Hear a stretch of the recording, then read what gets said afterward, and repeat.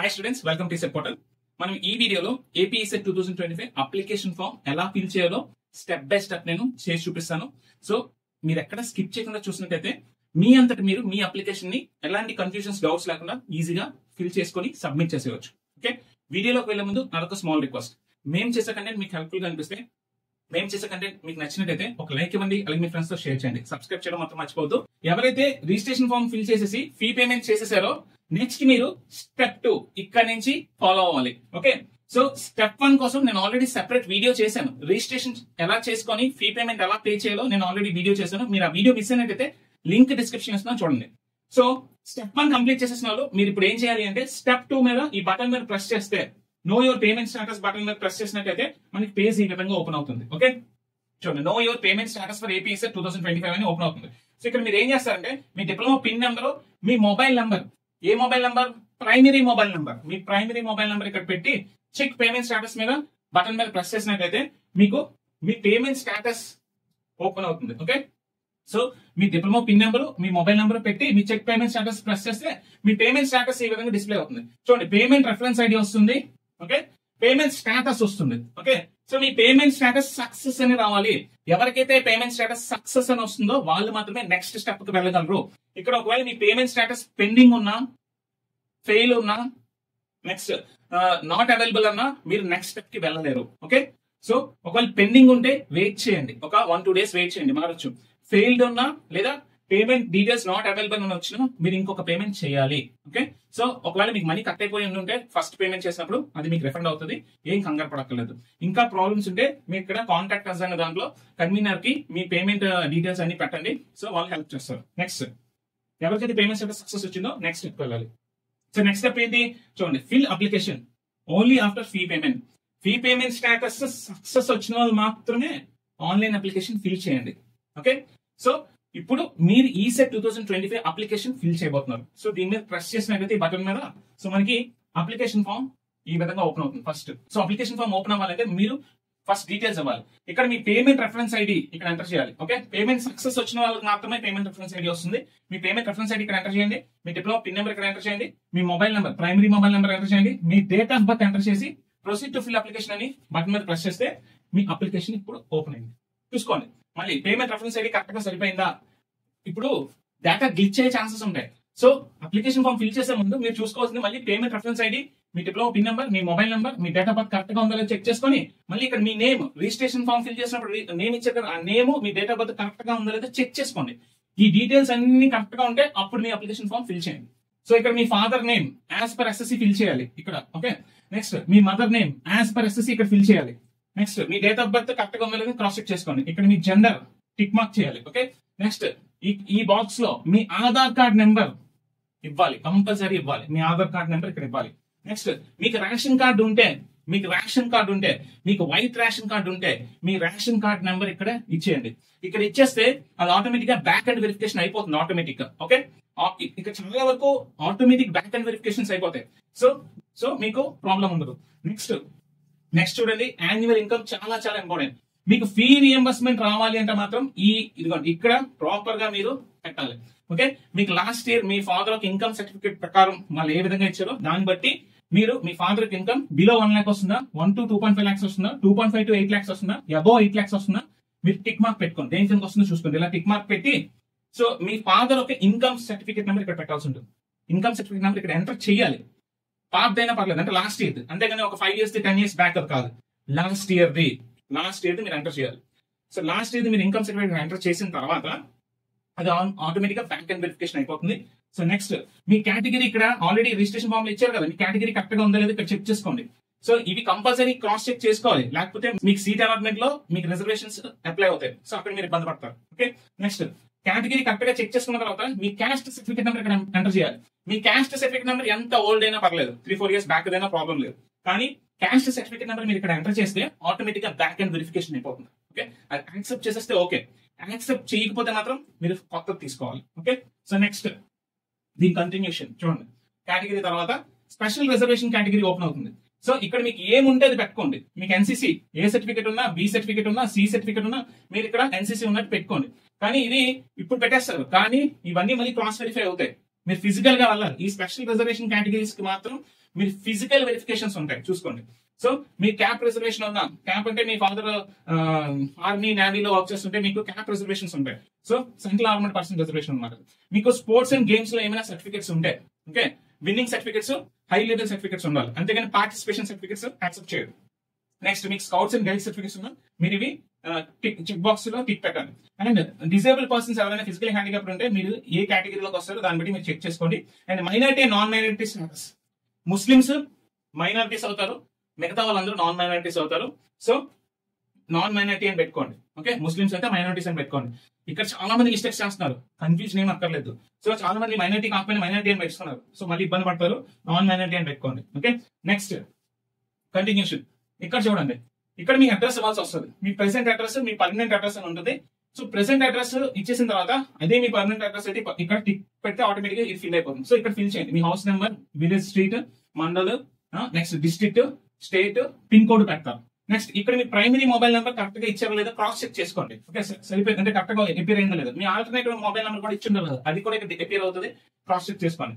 మీ email ID already ఇచ్చింటారు కదా, అది కూడా ఇక్కడ ఎపియర్ అవుతుంది, సరిగ్గా ఉందా లేదని క్రాస్ చెక్ చేసుకోండి. ఓకే, నెక్స్ట్ ఇక్కడ చెక్ బాక్స్ ఇలా టిక్ పెట్టేసి ఈ డేటా ఇక్కడ వచ్చేస్తుంది.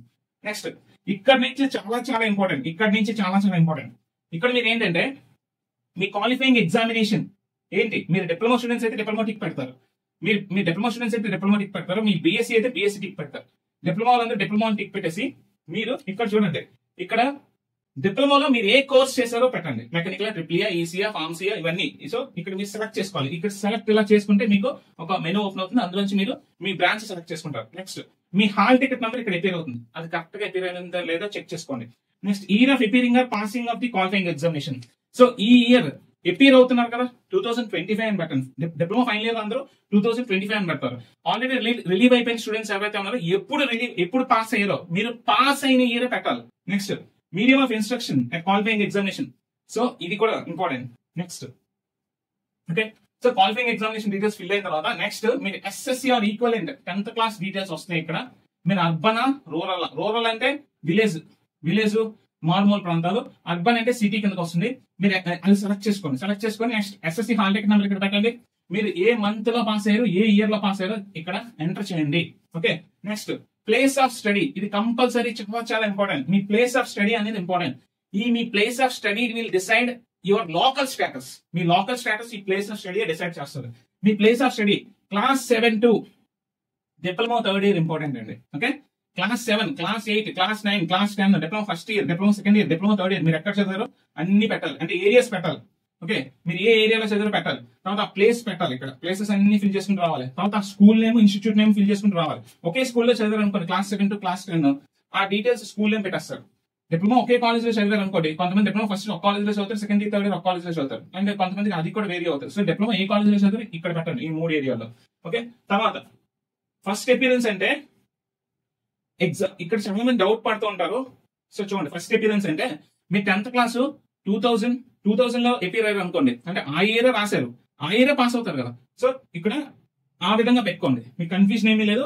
ఇయర్ ఆఫ్ ఫస్ట్ అపియరెన్స్ ఎప్పుడు అయ్యారు, ఆ ఇయర్ లోనే పాస్ అవుతారు అనుకోండి, ఆ ఇయర్ పెట్టేసుకుంటారు. ఎట్ ఏ టైం పాస్ అయిపోయిన వాళ్ళందరికీ సేమ్ పెట్టేసుకొని, ఎట్ ఏ టైం పాస్ అవ్వలేని వాళ్ళకి మాత్రమే మారుతూ ఉంటాం. ఓకే, ఇది నెక్స్ట్ పేజ్.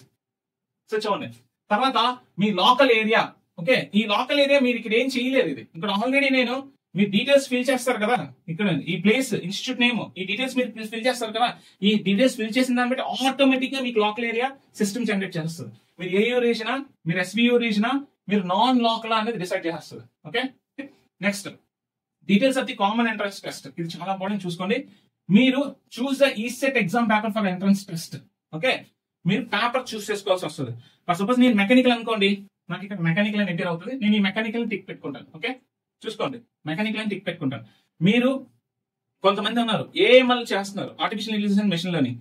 సో మీకు ఏ పేపర్, మీకు ఏఎంఎల్ పేపర్ ఉండదు, మీరు సిఎస్సి పేపర్ రాయాలి. సో అప్పుడు మీరు సిఎస్సి సెలెక్ట్ చేసుకోవాలి. ఓకే, నెక్స్ట్ ఇక్కడ టెస్ట్ సెంటర్ ప్రిఫరెన్సెస్ ఉంటాయి.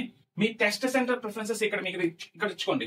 Okay, so preference 1, preference 2, preference 3, preference 4, preference 5, preference 6 preferences ఇవ్వాల్సి ఉంటుంది. Okay, so non local students ఎవరైనా ఉంటే మీరు మీకు దగ్గరగా ఉన్న సెంటర్స్ ఇచ్చుకోండి. ఓకే, అలా కాకుండా మీరు లోకల్ అనుకోండి, మీకు మీ హోమ్ టౌన్ దగ్గరగా, సపోజ్ మీరు అనకాపల్లి వాళ్ళు అనుకోండి, మీరు ఏం చేస్తారు, అనకాపల్లి ఇక్కడ టెస్ట్ సెంటర్ ఉంటే అనకాపల్లి పెట్టుకుంటారు. Next Anakapalli, Gajuwaka, okay, next Visakhapatnam, next Vizianagaram, okay, next ఇంకా ఇంకా నియర్ బై ఏమైనా టెస్ట్ సెంటర్స్ ఉంటే అవి పెట్టుకుంటారు. నాన్ లోకల్ అయితే సో తెలంగాణ వాళ్ళు ఈసెట్ ఏపీ సెట్ రాస్తారు కదా, మీరు మీకు దగ్గరగా ఉండే సెంటర్స్ పెట్టుకోండి. ఓకే, మీకు తెలంగాణలో కూడా కొన్ని సెంటర్స్ వస్తాయి.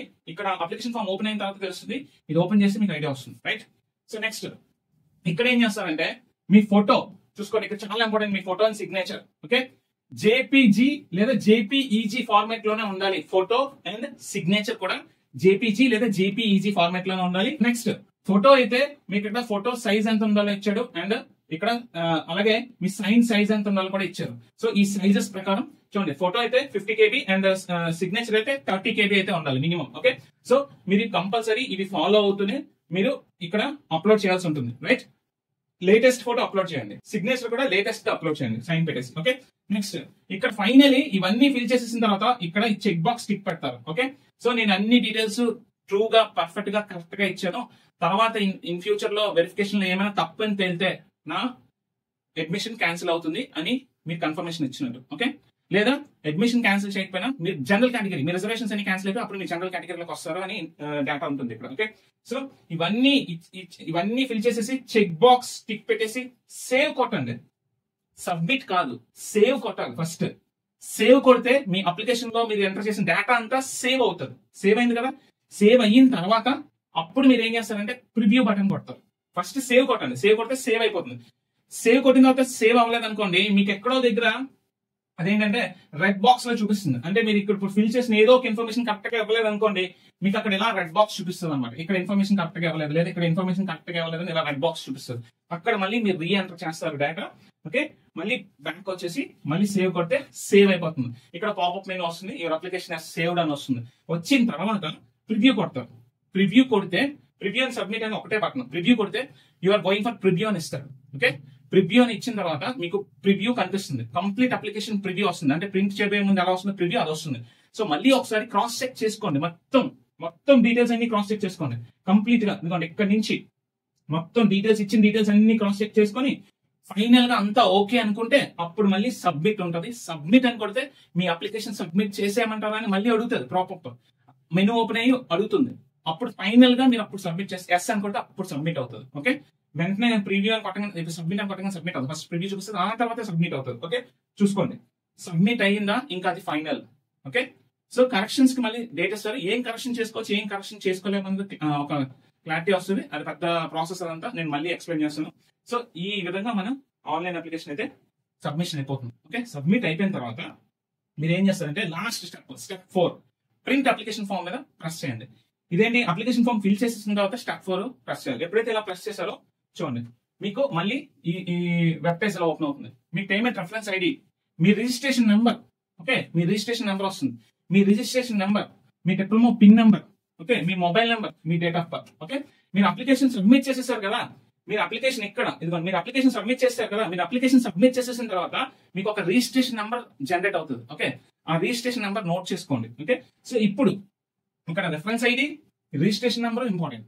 So registration number, reference ID వచ్చిన తర్వాత మనం pin number, mobile number, date of birth పెట్టి గెట్ ది అప్లికేషన్ డీటెయిల్స్ అని ప్రెస్ చేస్తే మీకు డీటెయిల్స్ ఓపెన్ అవుతాయి. ఓకే, మీరు పేజ్ ఓపెన్ అవుతుంది, అప్లికేషన్ ఫామ్ కంప్లీట్ ఫిల్ అయిపోయిన అప్లికేషన్ ఫామ్ ఓపెన్ అవుతుంది, దాన్ని మీరు ప్రింట్ తీసేసుకోవచ్చు. ఓకే, ఇది స్టెప్స్.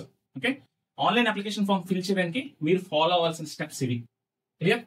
సో అర్థమైంది కదా. సో స్టెప్ బై స్టెప్ స్లోగా టైం తీసుకోండి. మంచి ఇంటర్నెట్ కనెక్షన్ ఉన్న దగ్గర కూర్చొని టైం తీసుకొని అన్ని డీటెయిల్స్ ఒకసారి మీరు ఎంటర్ చేసే ముందు ఒక పేపర్ మీద రాసేసుకోండి అన్ని డీటెయిల్స్ కరెక్ట్ గా, అవి జాగ్రత్తగా ఎంటర్ చేసుకోండి. ఓకే, ఎటువంటి మిస్టేక్స్ చేయొద్దు. రైట్, మీకు ఇంకే డౌట్స్ ఉన్నా సరే మన కామెంట్ సెక్షన్ లో పోస్ట్ చేయండి, మీ కామెంట్స్ కి నేను రిప్లై ఇస్తాను. అలాగే మీకు ఈ వీడియో నచ్చినట్లయితే ఒక లైక్ ఇవ్వండి, అలాగే మీ ఫ్రెండ్స్ తో షేర్ చేయండి. ఈ వీడియో ఎంతమందికి వీలైతే అంతమంది షేర్ చేయండి. ఆన్లైన్ అప్లికేషన్ ప్రాసెస్ ఎలా ఫిల్ చేయాలో వాళ్ళకి ఒక క్లారిటీ వస్తుంది.